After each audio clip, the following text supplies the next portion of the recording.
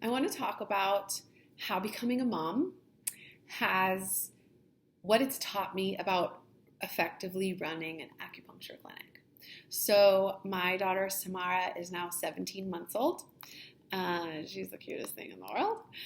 And my transition into motherhood was interesting because you're supposed to feel like all this joy and bliss, which I did, but I also, during maternity leave, I took 4 months off.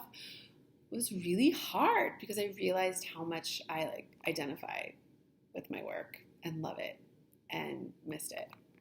But I now have, I thought I didn't have time before, now I have way less time and more demands on my time. And I actually feel like I've learned some really important things about time management and effectively running a business. And I've learned it from becoming a mom. And I wish I learned it earlier. So I'm going to share it with you, whether you're a mom or a dad or not. I think that this will help you because it's important tips, important lessons. So first, I learned about boundaries. So for some reason, it's been way easier for me to set boundaries now that I have a daughter. I'm like, sorry, I only work on these days and these hours, and I absolutely will not stay later than 6:30 because that just gives me enough time to race home and kiss my daughter before she goes to sleep. And I want to be home for bedtime, and I'm firm with that. And people get that and they respect that. And they also aren't like, oh, please, can't you just come in on a Tuesday? I'm like, no, I stay home that day with my baby. And no one questions those boundaries, probably because I am unwavering in them. I feel really good about my boundaries. So becoming a mom has required me to be firmer with my boundaries and see that the world respects them. And I think that they would respect our boundaries as long as we respect them. You don't need to have a baby to have good, firm boundaries that people respect. You can be like, no, I don't work that day because that's the day I go to the mountains and ski, and it's super important for my soul. I'm from Colorado, so that would be super relevant for me. Or I need a day off, and you don't need to explain yourself even. You just need to feel good and rooted in your boundaries. So that's something I've learned because I used to just work way too much and had a hard time saying no in the beginning. The other thing I've learned is the difference between busy versus being productive, and the difference between passive action versus massive action. I've heard it being called. So how I've just had to become really more efficient and mindful of my limited time that I do have. I need to make sure that I really produce something and move the needle, no pun intended, do something that really moves the needle on my business. So, I would ask yourself, if you feel like you're working on your business, let's say okay, I'm going to spend 2 to 3 hours working on my business. Do you have something to show for it at the end of those 2 to 3 hours? If not, then you might be wasting your time. So there's something called passive action, which actually is necessary. That could be something like when you are reading a book, taking a class.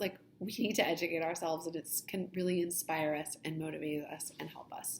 But I think that we can actually distract ourselves by just there's so much cool stuff out there to learn. We could just consume. That could even be on Instagram. You could be thinking you're working on social media, but you're just consuming other people's stuff. And maybe you're well, I'm getting ideas, but I think it can actually hinder our own creative ideas, right? Or make us feel self-conscious or down on ourselves. So I think it's just nice to know that that's a thing. Passive action is not the same thing as productive action. And to ask yourself, when you think you're working on your business, is this a passive action item or a productive item? So when I sit down to work on my business these days, I need to produce something at the end of it and know that there's a result that I'm going to get. And that really helps me get down to business fast and make sure that I've actually done something productive. And I'm not saying I don't learn. I actually just spend a ton of time studying for the ABORM test. which is like, you could call that passive action, right? Like took 50 hours of CEUs. But that was a goal I set, and like at the end I have something to show for it.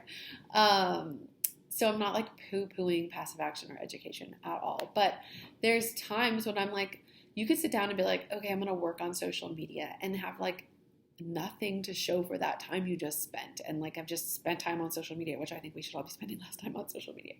But you need to sit down and set goals for yourself. Like, I'm going to sit down and write 2 blog posts. I'm going to sit down and, work on 2 of my web pages, SEO, optimizing their SEO for 2 web pages.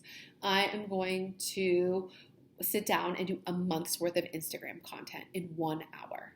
So I really think that knowing the difference between productive action and passive action has really helped me to I just have had to prioritize my time and be like, okay, I have like an hour and a half while she naps, for example.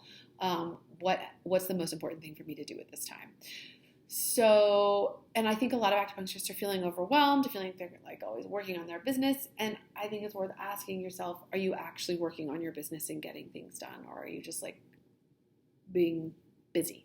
Who wants to just be busy and have nothing to show for it? Not me. And the other thing that I've learned is to really limit my time on a project. So if you have 8 hours to get something done, to write a blog post, it's going to take you 8 hours to write that blog post, right? Like, don't you see how there's some people who like, it takes them all day just to make it to the gym, But you could like be like, oh my God, I have 30 minutes to go to the gym. You can go have a great workout in 30 minutes. Or it could take me, if I have all the time in the world, it could take me all day. And like, all I've done is go to the gym and like done random other stuff, right?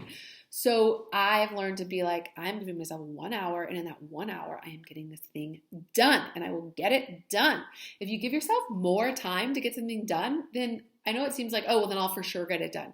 But that's actually the opposite of what happens. So I think we need to limit specific time periods for something that you are going to have produced at the end of that time period. So that's something I've learned. I've also learned to like let stuff go that doesn't need to get done. I've used my to-do list sometimes as like a dumping ground for like all the things that would be nice if one day they got done, and then I look at my long list and I'm like completely overwhelmed, versus like, that doesn't need to get done. That doesn't need to get done. Let that go. Here's the priorities that have to get done and have to get done by me. And then I can also delegate things out.